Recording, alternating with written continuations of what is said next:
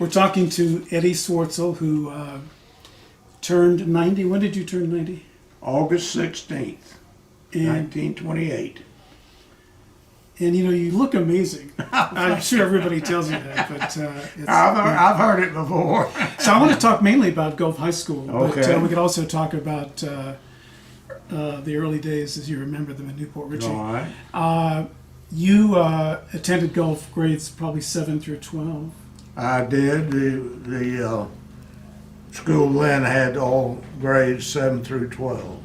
And did everybody have the same classes, or did you? Did all your friends and you have the same classes? Yes. It was pretty much a single agenda for everybody, so that everybody took English or mathematics or whatever together. Any memorable teachers? Well, really all of them. Then the students and teachers got close together. They came to all the functions, and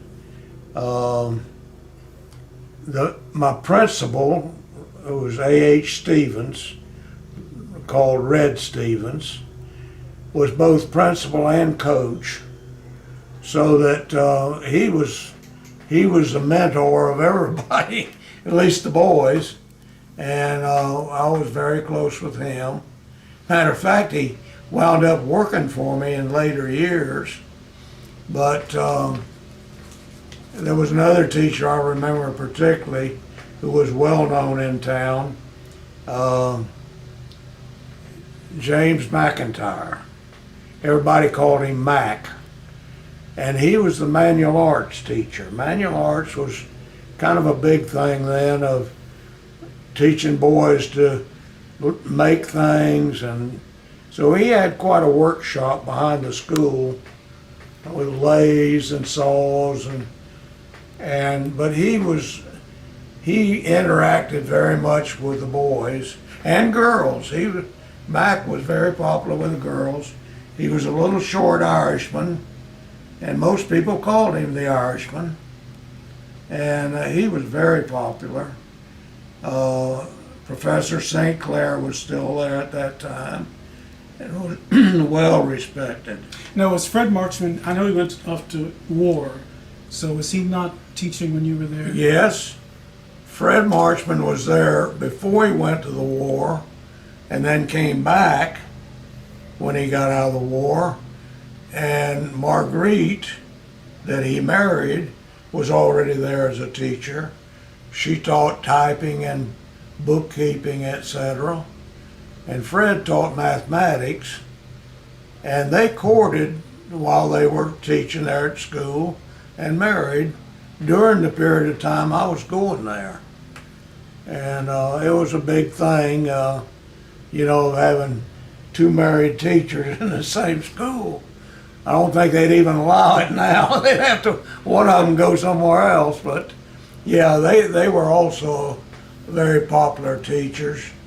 Fred was always very serious and taught in a very serious way. No cutting up, no fooling around in his classes. You came in there and you worked for that whole period. And Marguerite was pretty much the same, but and they kind of stayed apart during school hours. But everybody knew they were dating. Now, you started, I know in 1941-42, the football team won the Gulf Coast Conference. Did you play on that team? No, I did not. That was Coach Daugherty. So did you play under him later? No, he left the year I went out for football. Which would be 42-43. Correct. Yeah. And I read that because of gas rationing, football was the only sport. Is that what you remember? During at least 2 of my years, we went to football games in a big truck with sideboards and benches in the truck that was provided by our local Pasco County Commissioner. It was a county truck, and his son played with us on the football team. So he made sure we had transportation to our away games on that county truck. But it was a big open truck, had a tarpaulin over it, and that's how we went back and forth to our football games away from school. Now you played at what later was called St. Clair Field behind what is now Schwetman, That's correct. and but you said it was day games mostly because of no lights. During the war, we were on a blackout after dark, and there were no street lights, no lights of any kind. We were encouraged to keep our blinds drawn. Cars had the headlights top out painted black, so they always shone down. So it was a pretty strict ruling there during the war, because it came about when the 8 saboteurs came ashore in Florida, up near St. Augustine, which they were later caught. But after that, they really came down on blackouts. So the away games were also in the daytime. Yeah. So Everybody. I saw that in 1944-45, Gulf beat Zephyrhills 61-0. Do you remember that? That apparently I do. is the widest margin of victory of any Gulf high school football game ever. I'll be. Well, I remember it that very game? well. Were they bad, or Gulf was just so great? It was the first or second year they'd even had a team. So yeah, they were that bad. They tried hard, but we just could score any way we wanted to.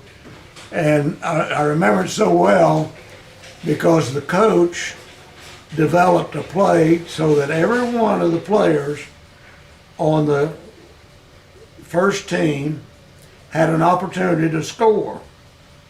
And he'd have it so that the tackle pulled out, went around, got the ball, the guard pulled out, went around, got the ball. Even I was playing center, I turned around and got the ball and scored. So it was one of those kind of games you had more fun than anything else. So was football, do you think, very different from the way it is Oh, today? yes. How, in what ways was it different from today? Well, it wasn't near as regulated as it is today. Didn't have all the rules that they have today. And did not have anywhere near the preparation and conditioning that kids have today. We didn't have weight rooms. We didn't work out. We did about 30 minutes of calisthenics before every practice and game. But that was about the extent of our conditioning. And it's just nothing today like that, of course. And they're better prepared. So What did high school kids do for fun in Newport Richey after school or on the weekends? Well, during the war, there was pretty much a limitation on what we did. Number one, there was gas rationing. So we didn't have unlimited use of vehicles. We carpooled everywhere we went. If you went somewhere, you had a carload of kids with you.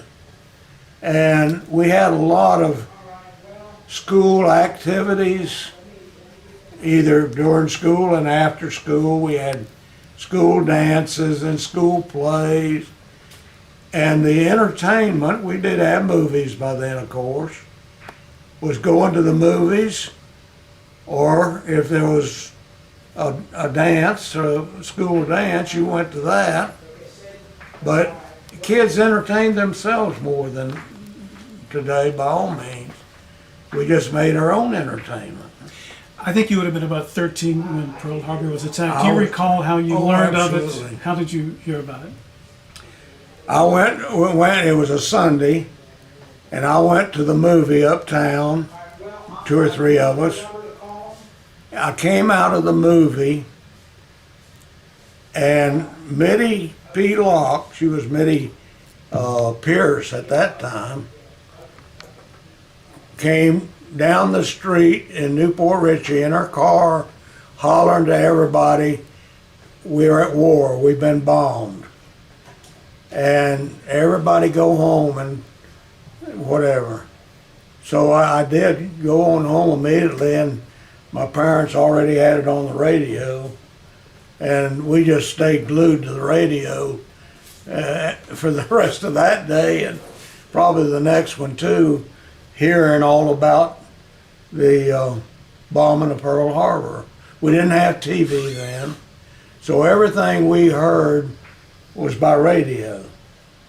And I can remember every evening at 6 o'clock, we were in the living room glued to the radio to hear the latest news every day.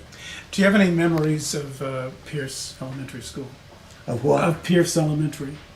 I didn't go to Pierce. You didn't get. You went to. I went to Elford. Oh, you went to Elford. Yes, yes. Any memories of Elford's Elementary School? We had 3 teachers. A teacher taught the 1st and 2nd grades, 3rd and 4th, and 5th and 6th, and Mitty Locke was principal and taught the 5th and 6th grades. So the schoolrooms were divided between classes. Half of one class, one grade, sat on one side of the room, and the other grade on the other. And the teacher would teach for an hour or whatever on one side, and this side had to sit there and do their homework, put their heads on their desks or whatever, while that side got taught, and then it reversed. And that's the way it was all the way through my time there at Elford Elementary. Did you walk to school or ride a bus? I rode a bike. By the time, actually, I was in the 4th grade when we moved from Lake Wales back to Elford, which we had been at originally. And by then I already had a bicycle. So we rode our bicycles to school. And what about to go to high school? Did you ride your bike? No. School bus? I rode the bus the first couple of years, and like I told you a while ago, I rode with Professor St. Clair many mornings. And my brother and I got a car given to us by our dad right after the war. So, and that was in my junior year. And so that, from that point on, we had a car to go to school. Well, thank you very much for talking to us. Well, thank you. This was great. I enjoyed it. Happy birthday. Thank you.